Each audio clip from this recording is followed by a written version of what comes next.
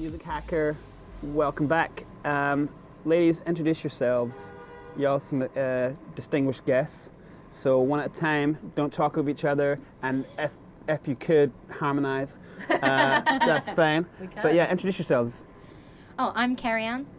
I'm Daisy Chute.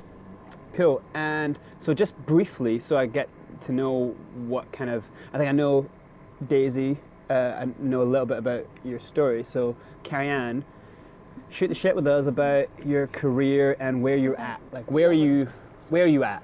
Where am I at? I'm a singer-songwriter. I've been doing my own music for a few years. But before that, I was a musician and singer for many years, but only got the confidence to do my own music publicly in the last few years. How long were you a singer? So just singing and doing, were you doing cover stuff, or were you just? No, so I've done quite a few things. I was a choral scholar, so I was kind of in the classical world for a bit. And then I did,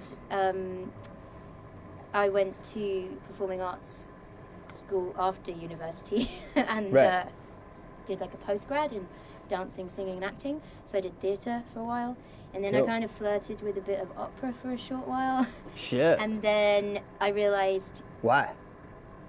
Because I do love opera. I love opera. No, opera's amazing. I'd probably say a large percent of the stuff that I've sampled in my career as a producer has been opera. Yeah, so, and I love it. I love it because it's a combination of all the arts, and you can be a character, and there's everything there. But I realised to do opera, you have to exclude everything else. But I love a variety. Do you have a big voice? Well, big I lungs? Suppose so. Can I answer that? Yeah. Cerian has a beautiful voice. She's got one of the biggest ranges I've ever heard. Really? Bottom and top, she beats everybody hands down, and her accuracy and her beautiful tone is unmatched. Oh, well, that's very kind of you. Thanks. And so now you're doing your own music. Is it pop stuff, or is it like? I'll finish with the little rundown and then you'll know. So I stopped doing the opera thing, and I found myself doing backing vocals for sort of indie songwriters and pop artists and stuff. And when I was doing that, I kind of thought, actually, I want to be there. I still do backing vocals for people. I love it because I just love the music. Yeah. It kind of gave me the confidence to actually give it a go myself with my own music. Yeah. And so that's cool. how I ended up. I don't know that I would have ever done my own music in public if I hadn't done the backing vocals. That's really interesting. It kind of made me aware of that world. It all was very being brought up very classical and then very theatre. I just didn't know how you got into it. And did you see someone and go, I want to be like the person, Axl Rose in it, with the hot pants, with the foot up on the on the speaker, the monitor, and just Axl Rose in it? I always had a secret dream to be in a rock band. Of wearing those hot pads. I had a secret dream of wearing Axl Rose's hot pads. So you didn't just see someone? Did you see like a performer and go, yeah, I kind of want to do that? Well, there was a turning point when I went to my first Glastonbury, and that's what I wanted to do, but I still was in the other world and didn't know how to get there. And probably when I did backing vocals for Luke Sital Singh, I really like his music. It's really beautiful, and I was like, I want to be doing that. So did you become kind of known for as the backing singer girl? Or that? What I mean by that is that person does killer backing vocals. I mean, hopefully people. You need a bit of Cerian. I don't know. Yeah, I mean, she's very well known for her backing vocals, but also because how I don't know if you've seen that film 20 Feet from Stardom. Often it's about backing vocalists are often better singers than some of the people that they're backing up. Sure. And I'd say Cerian is definitely in that category. She's a very good singer, and so obviously she sings backing vocals for lots of people. Wasn't Sheryl Crow a massive backing vocalist for? Kind of. For some big people, loads of people came through that way. Yeah, Jessie Ware. Yeah. And Lucy Rose. Yeah, wow. She did them for Bombay Bicycle. Yeah, that's very cool. I think it's a real cool path then, to go from one sound and style to completely different. That's really cool. Yeah, I guess it's representative of the career I've had, which is lots of different styles and lots of different genres. So I'm kind of happy just. But you are working you're a working musician person. You've been doing jobs. You've been kind of working your way through the session game. Stuff, and we met doing backing vocals for Radiohead in their latest album. So that's how we met. Yeah. Good. Yeah. Was that depressing? I love Radiohead. I'm just kidding. I love them too, but they will make me want to kill myself one day. But no, that's really cool. Yeah, that's awesome. So where are you then at now? You just did backing vocals for Radiohead. Like, so what about your own stuff? Like, I'm just trying to get an idea before we move on to Daisy's stories. Like, where you kind of like where you've landed at. Where's your foot at now? Well, I'm about to put out my first proper single and EP and stuff. Cool. Which, let me tell you, it's been such a difficult process. Can you imagine? It was this. Because I have got 3. If it was easy, would you have enjoyed it? Would you have stayed for the ride? I feel like, yeah, if it was easy, I'd have been like, great, this is great. I think maybe not.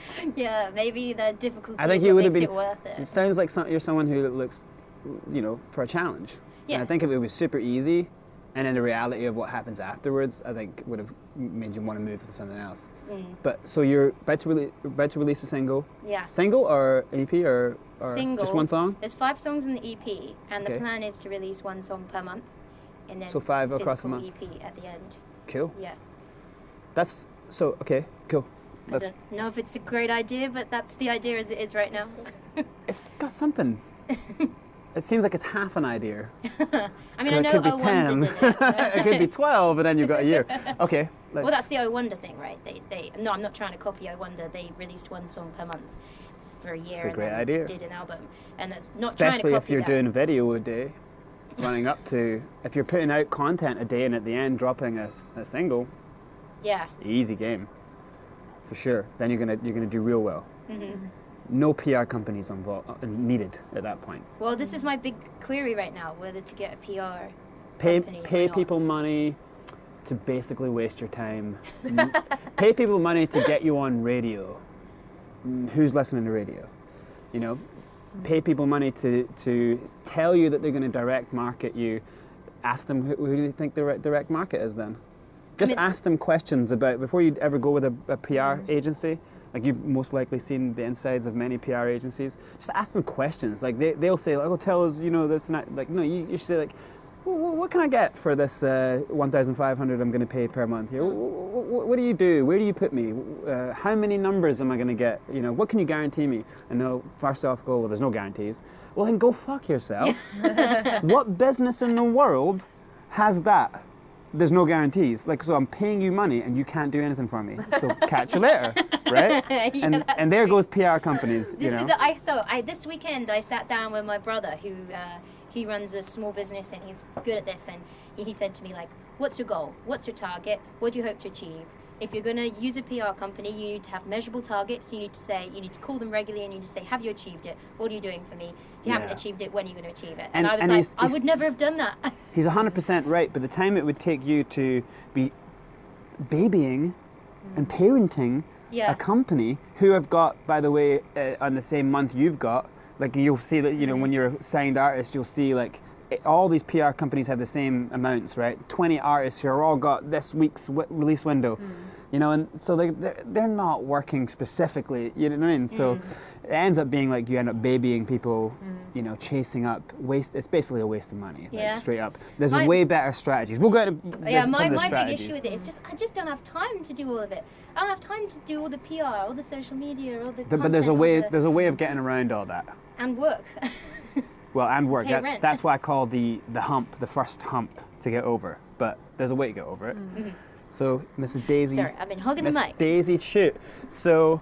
Mrs. Daisy, married to myself. Married to oneself is actually a very privileged position to be in. I agree. It's very lonely though. When you're a Mrs. and Mrs. Gavin.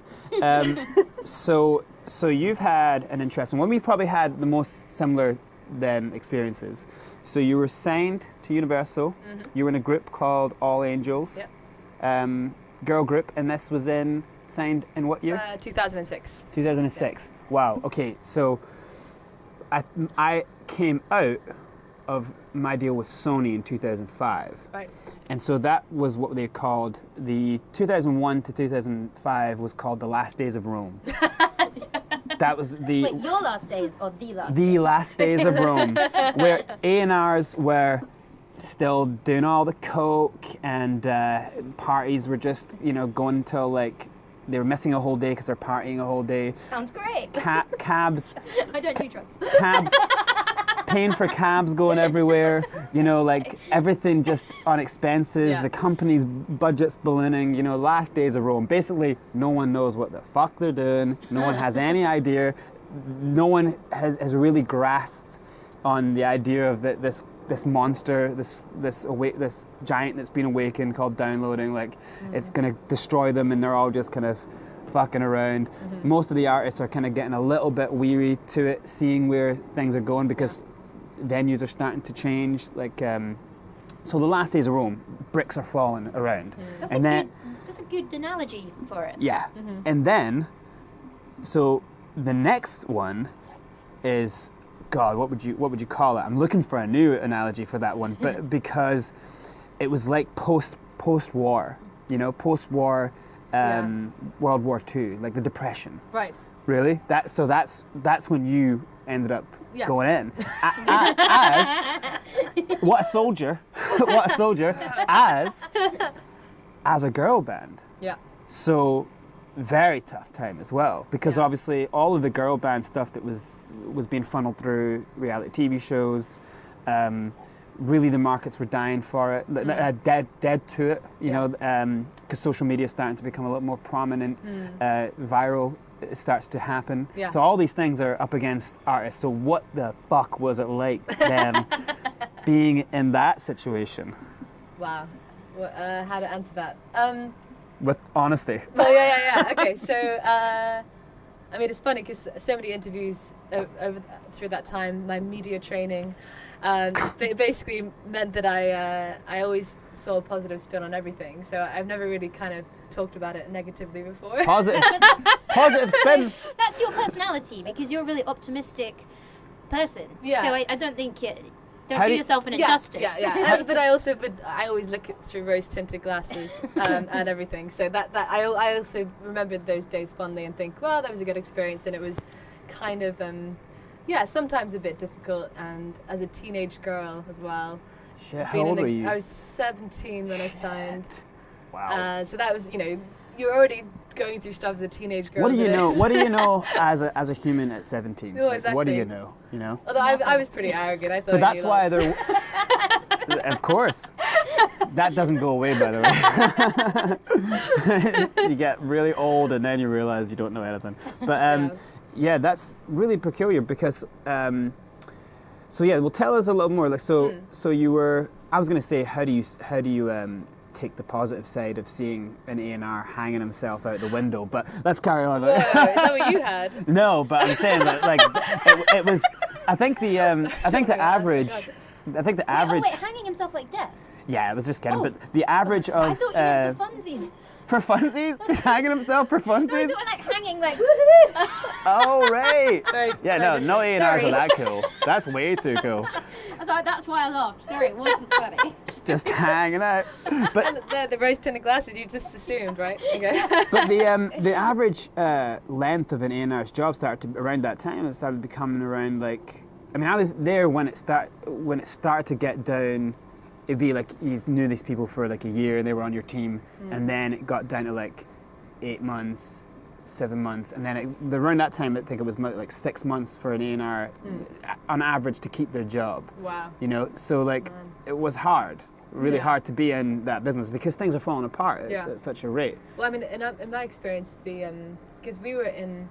Similar to Cerian, I come from a choral background, classical background, and so we were in a classical group, which was its own little bubble. Yeah. It kind of wasn't it was sort of trying to be in the pop world, but it was kind of also its own thing, and we had our own audience, as I said in my message, that were kind of older, and so they weren't savvy yet to the Mostly men or women? Why do you ask? Couple of Yes, mostly men. Yeah. 4 17-year-old girls Right. singing angelic songs. Yeah. Well, We knew our audience. What can I You say? know where the market is. Jeez. No, I mean, this is all the machine that was sort of choosing everything. Really, Yeah. we were very much, for puppets, really. In the And did whole you scheme of things. know each other, or were you put together? No, we didn't know each other. We were put together. Yeah. So, which was kind of. And whose genius idea was this? Well, so it was a combination between the record company, who'd already had successes with like. God, I can't You're even trying to think call of it anybody right universal now. successes? They had I a mean, few. with similar bands, but like male versions of the band Yeah. or whatever, and that we knew about Il Divo, who were like, Yeah. Oh yeah, it was Sony's around that band. time, wasn't Yeah.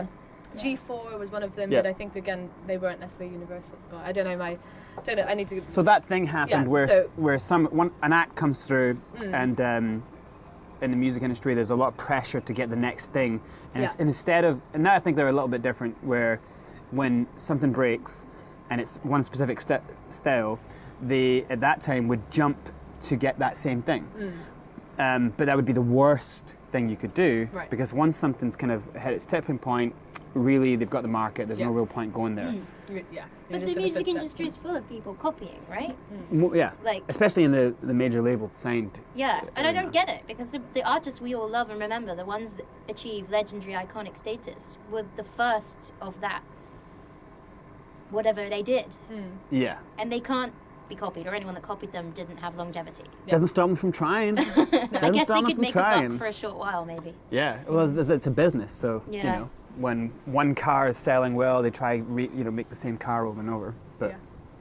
Who was? Oh no, I'm gonna get it wrong. I shouldn't really talk. We went to a day yesterday with the FAC. Did a day of talks and stuff about being an artist entrepreneur, and they did an analogy of Beatles, the Beetle car in America.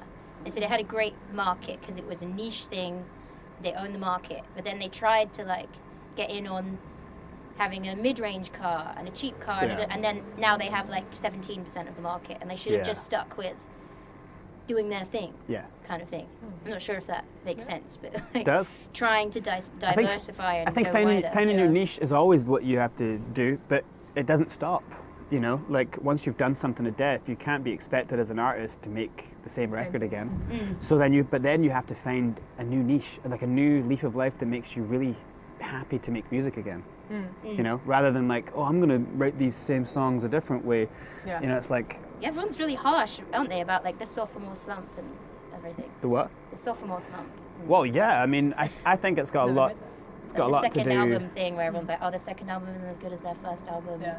Everyone's you- gonna be harsh no matter what it's like. Fall Yeah. victim to the pressures, but Yeah. So how many records did you have as Well, All we did Angels? 3. the 3 records? Yeah. We had So a they 5 went through album the- deal, but we only did 3. And Right. so it was just still quite good going, considering, because we were And- told we might not even release one, so we were kind of very low expectations about the whole thing. Yeah, which is So, a horrible thing to, you know, it's good to manage expectations, but to have very low expectations when you get signed to a label Yeah. tells you right Although there. for me, it was never like a dream, because it was kind of, this was Yeah. somebody else's project and somebody else's baby, and I just kind of happened to be in the right place at the right Yeah. time, and it wasn't like I didn't feel any real ownership over the music or anything. Like Who was writing? Was it writers? No, it was we were singing classical pieces Right, for the okay, most part, so- or pop songs in a classical way with arrangements. And Yeah. eventually, I started doing arrangements and had a bit more creative input, and that was a bit more exciting. But Yeah. it was always something that was a bit of a job, really. Yeah. But now, Great for fans to hear stuff like that. well, you know, sorry. No, I mean, it was always an enjoyable job, like, but it was just like an extension of singing in choirs. Yeah. It was like, but just a smaller group of people. Yeah.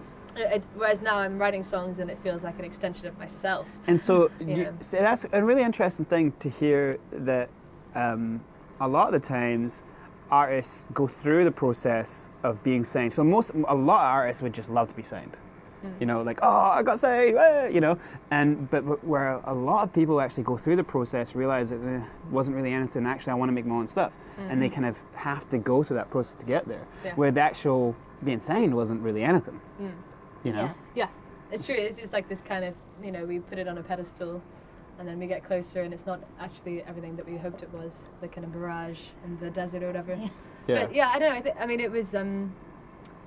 I don't know. I for a while I thought, no, I just want to do my own thing. I want to have freedom. I just want to create music, and but now I realize how hard it is to do all the stuff on your own. Yeah. So I'm like, I kind of think, I'm grateful for the fact that I had all these people who were working on stuff that I was singing. But if you turned around at that time when you had loads of people working, because they're working on their product, not your product. Well, yes, and if you turned around and said, I'm just going to make my reggae funk soul record now, I'm just going to do my own thing, like, you guys going to work as hard? Like, nope.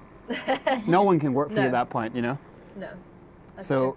So now you're making your own stuff. Like, how long have you been making your own stuff? And when you say making, are you writing and recording? Are you producing? What kind of, what's making? A whole range of things, but writing and collaborating with people. I've got a producer for this record I'm working on, and he's also quite instrumental. We're writing stuff together for it, and that is But I've been writing for years. I just didn't really have similar to you. I didn't really have the confidence in it until recently, or just even announced to know what to do.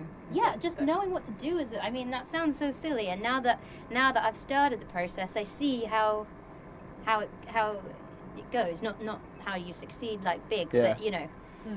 I mean, it's just like doing open mics and meeting people and becoming part of the scene and part of a community. And well, let me ask you both this. Why did it take me so long to figure it out? Do you like learning? Like because it's what learning what? Like mathematics. Learning how complicated and actually, you know, like all the answers to any questions you probably have are simple. Like, they're really simple, but they're complicated to solve. Do you know what I mean? Like, if I implanted like genius math talent in your brain, right, and you could just see, it'd be super simple to you, but it would be boring to you. Like, it wouldn't engage you. It's like Good Will Hunting. He's not engaged by the problems. Oh yeah. No, and his life then is a mess. But when you are actually happy to try work out a problem, then you go through the journey, and that's kind of like what this should be. You know, and so it's taken you guys a bit of time to kind of get on like a path that you both really want to be on. So are you both not just like, in my head I'm kind of like, are you both not just completely ecstatic that you're kind of on that path? Yeah, definitely. Totally. You know? I finally, as soon as I started doing my own music, I felt like I was home, like, which, you know, is strange because I was arguably the least successful I'd ever been, in that I was going around doing these open mics and not earning any money from it, but I just felt, but there's less pressure down there. Now I'm home. This is what I'm supposed to be doing. I just love creating. Yeah. Like, creating something new, not trying to do what's already been done. Like, that's you fun. can go anywhere. That should be the fun. Yeah. You know? And don't you find it like having had, you know, done what you did and like, you know, you got 3 albums out in the market, like, but not really your ownership, you know? Don't you find it like really freeing to be like kind of what some people might say square one, but not really square one, because you have, you know, exponential knowledge or whatever, and you have talent, you now know a path, you know, like at least, like I think that great starting point, square one, it's amazing if you can get there, but you actually know what you want now. Yeah. Completely. It feels like it's great. a new lease of life. It's like I have a second chance of trying to do it the way that I would do it. And you're super young still as well. That's the benefit of being 17 and having started. That's true. Yeah, no, I feel like I'm second career. Yeah, exactly. You know? And it does feel like starting second over. shot to do it right. Yeah, it does feel like starting over. Of course, there are things that I can take with me, but you know, I was out there doing kind of those sort of smaller gigs too, pub gigs where nobody's listening, and it's like compared to like doing the O2 Arena and like, you know, having people kind of listen to your every word, it's just like a very different experience, but I definitely wanted to have that experience. I kind of wished I'd had that earlier even, and but it's there's a confidence, I guess, that knowing another life as well, like knowing your own success in like session work as well, like it kind of helps deal with those situations where you're singing to like one person in a room or whatever. You kind of feel like, well, it's hard. I know that, you know, I have a thick skin because I know that there are other things that I think that the best, like one of the best gigs you can ever have is if, and it seems to be at the time, it's maybe a little bit of pressure off, but I would see it like the pressure is on if there's one person in a room. Because you got to make that person stay there. It's real hard to be like, I'm the one person watching this.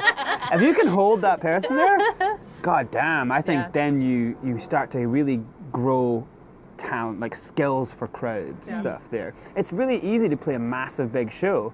How could you lose? How could you fuck up? You know, I think everything you do, you probably could. I could give it a whirl. But everything you do is probably not worth it unless there's like a 50-50 chance that you could completely drop the ball here. Because what's the point? If you can win every game, why play it? You know? Yeah, that's true. One of the best lessons for me is when you do those gigs where you think nobody's listening. Yeah. And then I have like a motto, like if one person enjoyed it, it was worth it. Yeah. And usually one person. Not just one person. Let's keep.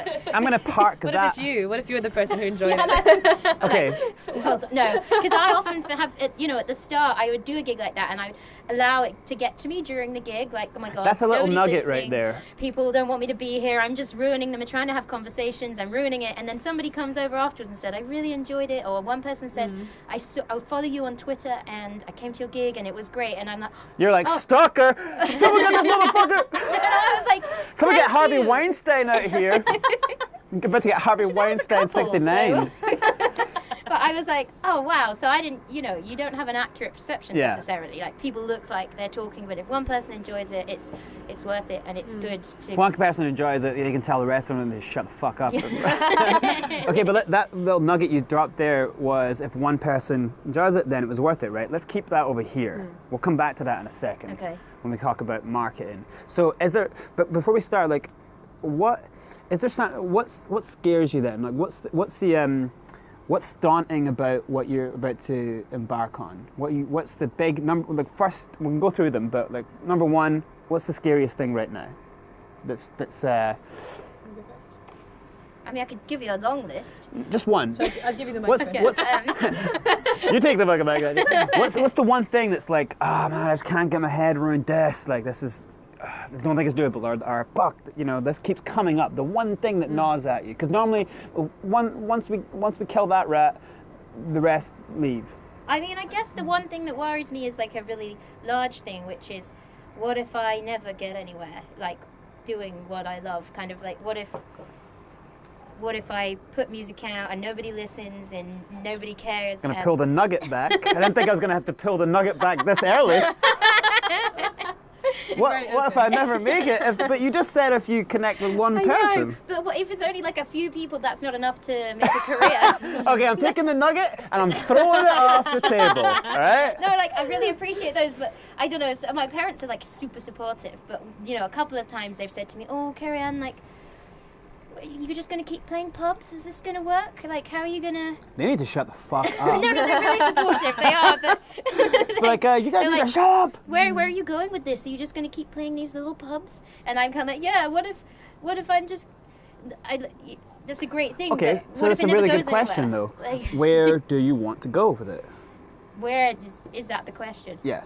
So, but that's what I'm saying. So you can't say... The problem is... It gets dangerous to say, I'm scared I don't go anywhere with it, but I don't know where to go. Do you see the problem? It's like, you really, before you start on a journey, if you have a GPS system and it's going insert the postcode, and you're going, no, take me there. Yeah. And it's going to go, that's not how it works, you fucking idiot. Like, put the postcode in, I gotta know where you're going. Yeah. So if you don't know where you're going or what you want from it, I mean, I know what I think this is where I struggle in terms of like making actual measurable targets. I think this is this conversation I was referring to. Is that about confidence? You're not sure if you're worth what you might dream about? Maybe. Oh, I feel like a therapy session's coming on. Hand the mic across, because we'll come back to that. Well, you kind of really opened up quite early, and I wasn't even ready for Jeez, that. bro. It's like, whoa. I know, I'm way to go deep, man. I've got to somehow do something just as like honest as that. You don't have to. No, my friend said to me, the thing that's going to undo me is my honesty.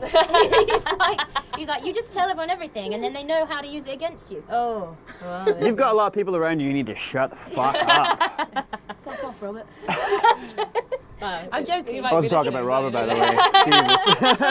He's very supportive, really. But Okay. Gosh, yeah, I suppose I have a similar thing. No, but in with, all honesty, like, yeah. try getting to a point in your head there. Just like try trigger the thing that comes up constantly. Okay. What if I've already reached my peak? What if that was the most that anyone will ever hear? What I do? Okay, good. All right. So basically, it's kind of a similar thing. It's just you're dealing with fear. All right. But so with you, it's like I think the easy thing is that I think you could put how old are you now? You don't want to tell. That's fine. That's fine. It's like I just said to like a woman like, oh, when are you due? What? We're in mother care. I can ask that. It's my sister. It's pregnant, you motherfucker. I've got two feelings on this. Firstly, I don't believe in age. Like, just think it's silly. Everyone's got a preconception, and it's just a number. It doesn't count. But secondly, I also like it's a dichotomy Tell in us my that on head. your birthday. Luckily, my No birthday's. presents from us. Oh, I never get any presents because it's Christmas Eve. So. If you go around telling people I don't believe in age, how do you expect a present? I'm seeing a lot of contradictions here. No, it's alright. I don't want the presents. It's cool. I'd gladly not celebrate my birthday. It's fine. But also, there's a dichotomy of a fear that I'm too old. Like, you know, the music industry is so geared towards teenagers, and that's one of the PR things. Like, oh, Okay, 16, only 17. I'm like, well, have I left it too late? Do you think the music industry is geared?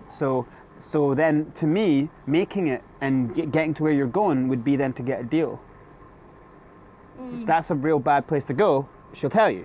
See, that's not my goal right now. But then why say the music industry?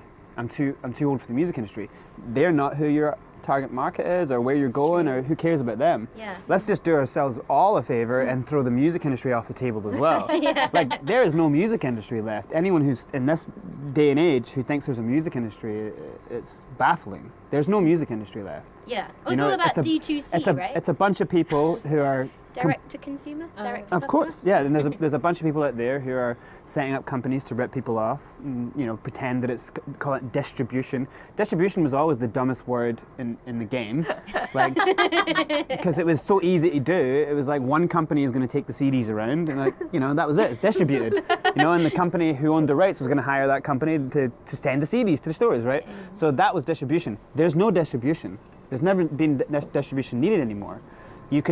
Any one person can upload a song. It's the internet. It's distributed. It's done, you know. So you just have to find the right place to put your song, and that right place is not going to be a place that's going to basically take massive chunks of your revenue, you know. So then, therefore, get rid of all the streaming sites. Specifically, get rid of Tidal, who have just been exposed as taking millions and millions of views and streams off people to give to Beyonce and Kanye West. Have they? I didn't see just this been story. Exposed. Spotify are doing the exact same things. A few things are even worse. Yeah. So streaming platforms, you know, these aren't the ways, right, to now reach your market. Putting a song out in the market isn't reaching a market. So then the key is reaching the market. So, but if you before you even get to there, you want to know, you have to know what you're kind of like, what you want to achieve. Like, so this is your first record, first EP. So you're not expecting this thing to go like worldwide, or you know, like, you know, you're not expecting massive crazy things. I wouldn't say no. But what love is kind of from one person to the whole world domination. Yeah, it's like someone comes and gives me 700,000 people, you know. But yeah, so it's just I think it's simply a case of, you know, you're on your first EP, so how much could you expect? You know, like managing that. Now, that's not to say there's not a way of making that EP blow through the roof, but you're on your first EP.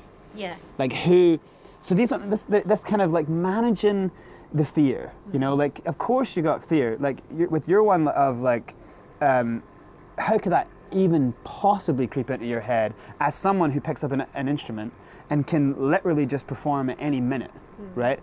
You can just play. So if you can keep playing and just going every day, how can you not get better and better and better? But I'm guessing you're talking about you've played the O2 Arena. Like, am I never going to play the O2 Arena again? Let me ask you this. Do you remember every single second on stage when you were at the O2 Arena? Do you remember seeing people's faces? Do you remember No, it wasn't my favorite the colours? gig. And No. yeah. My favorite gigs are the ones where I'm just in a room with 50 people. And Exactly. Yeah. So what we're starting to narrow in on here are the more important. Hold it there. I feel really like. So we're narrowing in on the more important things that really matter. So if we get rid of like the kind of the concepts of like, well, I need to have a record here because then these people have to listen to it. I need this company to come and help me get to market. No. Like, I need to get on radio. No. Like, as soon as you start getting rid of all these things and you see statistically no one listens to radio. Radio now is picked by algorithms, you know, or the last two major labels who pay money to break the algorithm to get a song ahead, you know, and then it's just playlisted. And So are radio pluggers not a thing anymore then? they are a thing. They don't do a thing. They're useless. It's relatively late in my life that I realised that there were radio pluggers that got paid. But I thought they were curators that like just did a job but chose what they liked. But actually, they're getting paid by companies to promote a song. There's no push a song. radio DJ anymore. Yeah, a they don't radio make any DJ used to choices. play records and used to pick, and you know, I mean, if you go like these, so if we eliminate these things that don't work at all, right, then it kind of frees up like our space of mind. And then if you manage the expectation of what you want to achieve on your first record, then you'll start to see that you don't have a big massive goal, right, and it's your first one. So you have to be looking at what, like, you can, if I asked you, you'd probably say, oh God, I would want to be doing this and that. But if you're thinking about your third or fourth or fifth record, like I'm on my 10th, like I could, if someone asked me, what's your 10th record going to sound like? I'd be like, are you fucking crazy? I'm not going to make 10 records. What the fuck? Shit's hard. You know what I mean? Like, I'll probably make 20. Like, every record is different. It's more challenging. You want to go to somewhere else. You want to find new people. It's a journey. So you kind of like, you're on your first EP. Yeah. Like, so your target surely can't be monstrous. It's got to be kind of like, okay, look, if I, and I would say changing the types of words that we would say in targets for music now, I would say, this is an EP. If I get off this EP 20,000 subscribers, that's fucking good. That's real good. I mean, I'd be really happy with I'd be that. very happy with that. Because 20,000 subscribers, Yeah. especially if you're starting something, so just like, because we're running out of time, just really quickly, an easy way for you if you were going to do that EP is a 50-day challenge. Not 50-day challenge, 5 months, so 5 times 30 is 150. So you're going to do a 150 You're day. good at math. So you're going to do a 150-day challenge, right? And so you start at the start, open up a Patreon account, start at the start, and you're saying, I'm going to release 4 singles or 5 singles, and at the moment I don't have money to do a video, but with your support, like I would hopefully do 4 of these videos will be 4 of these songs will be videos. So join me on Patreon, and you start putting up content on YouTube and a little bit extra content on Patreon, and you work towards the targets of releasing this EP on the 5th month, on the 150th day. So now you have basically created a movie. You've created a target, you're the hero in the movie, and you're working towards the success of just that's a small success. You're releasing an EP, but you've now turned an EP into a movie. You've turned it into a journey. Now, across 5 months, all those subscribers who come on board, they're going to buy that EP a few times because they're going to want to support you. And on Patreon, remember, Patreon is monthly support. So you can be giving all the demos away as an extra tier. You can tier up. Yeah. You know, and so if someone wants to be in the video, you can pay 20 a month or 10 a month, or, you know, you can tier up so that your turnover by the 5th month might be 5, 6, 7, 8, 10, 20 grand. And now you're someone who's, and 20 grand in 5 More months. than I've ever earned in a year. 20 grand in 5 months on Patreon is not like bonkers. So this is a great idea, right? But everyone always says, and then the subscribers will come. Like, will they come? Where are they going to come from? Where? they will only not come if you don't do it. Well, if this you is don't, a good point. If you don't upload, If you sit at home and you theorize where they'll come from, they certainly won't. where are they appear. going to come from? Yeah, I do that's the like same. saying, how does anyone have a friend? How does anyone know anyone? Well, that is a question I ask. How can anyone find you if you don't show them? Yeah. How do you get to your destination without? So it's basically reverse, mechanisms. Basically, Is Patreon all video based? Doesn't have. No, I mean, I do a lot of art, and so I've got like a kind of idea to try and like do maybe like limited edition like lyric it's cool. paintings Very with cool. the thing and like make it a bundle Yeah. type Basically, thing. But I don't know if Patreon You is heard all, it here first. is all like video based, so they wouldn't be No, interested it's not. in It's that. not. You I can don't know. put loads of stuff on Patreon. Okay. Patreon is essentially your store. It's your home hub. Like you can. I think it's a better model of a website, unless you want to run your website like that. But they have the setup. Obviously, they take a tiny little bit of the cut. And there's going to be other sites like that. You can pledge. You can do all these other things. That's the model, by the way, now of funding a record. There's no other model that works better than that. So that's a really straightforward plan. We can build on that a bit, as I want to spend the next 7 minutes, with yours. So what is your plan then? So you're going to release you have a record you're building towards? Building towards it. I've got 9 or so tracks ready to drop. You got 9 tracks ready to drop? Pretty much. Cool. So why not start dropping them I know, right? intent? Like it's hot. Yeah. Well, see, I've been sitting on these for a while, and it's just trying to figure out what the hell to do. Are you sitting on them because you're scared you won't make any better? No. I feel like they're in a good position now, but Right. it's more. I just don't. I'm frozen by all the possibilities of different ways of doing things. This is, I think we share this, like, paralyzed by, we both like learning about the industry and going to these talks and everything, and then you get paralyzed into where to begin. Don't go to the talks. Don't go to the talks. Well, we learned quite a lot. I feel like we learned a bit. Yeah, but I probably guarantee you that a lot of what you learned was bullshit.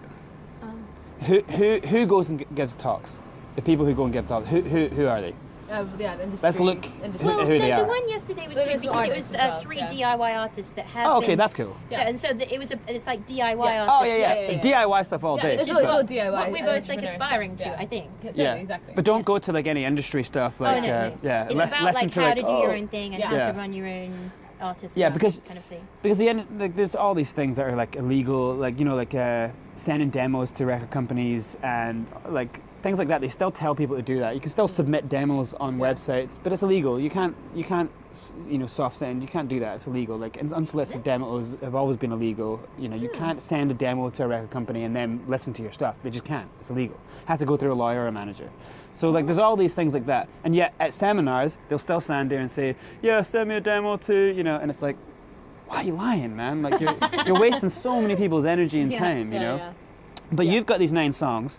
So what are you looking for a strategy around releasing them? Totally. Yeah. Okay, so 9's a good number as well, because I think if you started uploading, you maybe don't even have to do every single day. I would consider the idea of doing YouTubing, Yeah. but maybe not. And when I say YouTubing, like you're not YouTubers. YouTubing for musicians is not like putting a video, cutting it, editing, and doing spending loads of time. YouTube for musicians is more a case of like putting a song up or like performing a song, performing a cover, performing into the camera or speaking, this is what I'm doing today, or making a journey, especially if you have 9 songs and maybe your target is by the time they catch up to the 9 that you've got another 3 and you've got the record ready to drop. Yeah. And by the time you get to there, it's more about understanding that at the start it's going to seem like a lot to do, but you got to take each month and each like step slowly. Yeah. You've got the music already, so now you just have to kind of even have like things like performing off the top and singing, and I was thinking about this and showing people, because they don't need to know you got the 9 songs. So you could just have one to them. They know now, though. Strategically, Yeah. you could be like, I'm gonna make this album with y'all watching. Yeah. And I'm going to take you through the journey of me. It's scary. It's a journey. And it sounds like this is the model that I think now the number one way to release music is to basically take the power completely yourself, upload on YouTube DTube as well. As you upload on YouTube, you upload on DTube because DTube is basically YouTube, but it's for cryptocurrency backed. So when you upload a video and it gets watched, it mines the currency. So you make money, and the person who watched the video makes money. Whoa. YouTube YouTube is taking it forks off the Ethereum blockchain, so it's pretty strong. So YouTube has taken off people's funding. It's cut down on how much you can monetize. Now you need 4,000 hours before you can even monetize. You know, all these things. It's crazy. So while YouTube is kind of taking money away from artists, here comes DTube to fix that problem. Yeah. So it's important to still use YouTube because the market's there, but they will move across very soon. It takes one big artist to move to DTube, bang, and then everyone goes to DTube. You know, so while you start this process, it's an extra way of funding. Yeah. And the whole thing about funding and being conscious of funding with Patreon and DTube and Steemit is just a blog platform, but you can put the video in and then put the lyrics, and then that also makes money. It's also on the Ethereum platform. So do you need cryptocurrency to start?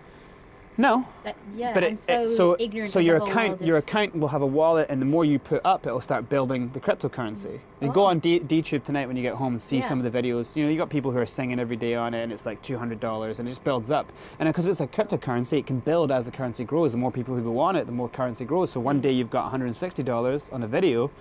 6 weeks later, that's like $1,000. Do you know what I mean? So that's cryptocurrency. That's the future. Yeah. So, but then it only translates into cryptocurrency. Can you do you have you can cash out. Yeah, you can cash out, or you can cash or invest. So you can buy more cryptocurrency with it, or other cryptocurrencies. You can trade cryptocurrencies, or you can cash out. So you've got your songs, and I would say, don't tell people that you've got all these songs. I would say, I'm gonna do an album, and I want you to come along the journey with me. I don't know what I'm going to do or how I'm going to do it, but you know, and use these 3 or 4 platforms. With Patreon is what your main kind of source to get all the subscribers in. Patreon is basically now your website. It's like your hardcore are going to go in there. If you both are either have 100 people who's ever liked your music, or if you can get 100 people together, make them your super hardcore. And get them to go on Patreon early and say and even if it's a WhatsApp message group, I've got like 100 fans in a WhatsApp message group, and whenever I drop or put something out or I'm doing something, even weeks before or days before, I'll hit them first and be like, so when I drop this, start pushing it around for me, you know, and then bang. So you start getting 100 people, and now you've got a street team, 100 people strong. How many labels have 100 people street teams? Not many. So now what we're doing is we're seeing that the way it was broken, we're fixing it, and we can do it ourselves. You know? So now if you're working a job during the day, you can still do, you can it's just a case of you can decide that for your first month, I'm going to do a video or 2 videos a week. So the algorithms, just quickly on YouTube, and they also back up on other platforms as well. 3 minutes. All right. So if you put up a video a day for a year, so you put up a video a week for a year, so 52 videos, you're looking at coming out with around about 25,000 guaranteed subscribers. That's pretty good in a year. If you put up a video a week? You come out with 25,000. Even if it's shit? Even if it's shit. There's videos on this on how, even shit, because it's the consistency of it. Think about how many billions of people are on YouTube, and they just find something that says they want that one thing. Even if it was bad. Actually, if it was bad, you'd have a lot more subscribers. Strangely. So I hope either of you are bad. That's a goal I can achieve. I can work with that goal. But then, so then the algorithm really jacks up when you start to do 2 videos a week. Then you start to get up to 50,000 to 70,000 guaranteed subscribers. You do a video a day. You're talking about you're coming out with guaranteed 100,000 subscribers. At that point, then your Patreon, even if you've got half of them in, your Patreon's going to be turning over way more than 100,000, right? So then you're going to a label. You don't go to labels ever, but at that point, and by the time you get to your 3rd, 4th, 5th, 6th month, press and all these people are coming to you because now you're this person doing this special thing, and all the fans who are on board are like, oh my God, she's going to do it. Do you know what I mean? You've given them a movie for them to live inside. They're a part of your movie. You've empowered people, you know, and you're also having fun because you're working with them. You're showing them how, and also you're kind of being vulnerable with them. You're showing them how things fall apart. You're showing songs that didn't work. I was working on this, and you think I should do this, and you actually talk to the crowd. You ask them on Patreon, what do you think I should do next? Any of you guys have any ideas? You actually bring them in. And you can build all this without paying for any advertising. Or No advertising. This is advertising. This is marketing. This is a better marketing structure. So by the end of it, 1 year, this might take 1 year. People will say like, oh, that sounds like a lot of work to do. It's not. It's simple. You're going to upload either 1 video or 2 videos or 3, whatever comes into your head, whatever you want to do. You know, and you plan your releases of the songs ahead of time if you want. But you're basically going to 1 minute, you're basically going to continue to release, and it's going to kind of have a knock-on effect. All these subscribers will come on board, and by the time you get later in the year, you'll have mad numbers, and everyone will come on board trying to offer record deals. You tell them at that point, go fuck themselves because you don't need them, and you can outsource all of your other things. You can outsource kind of Facebook marketing and Snapchat marketing, and then pay-per-click ads and all that. You can do your marketing at that point. First, that's the kind of... Wow. So you have to become okay with vlogging, basically. Essentially. That was Music Hacker. We're going to run out. We'll do another one. We're going to need to do another one, but join us next time. Peace.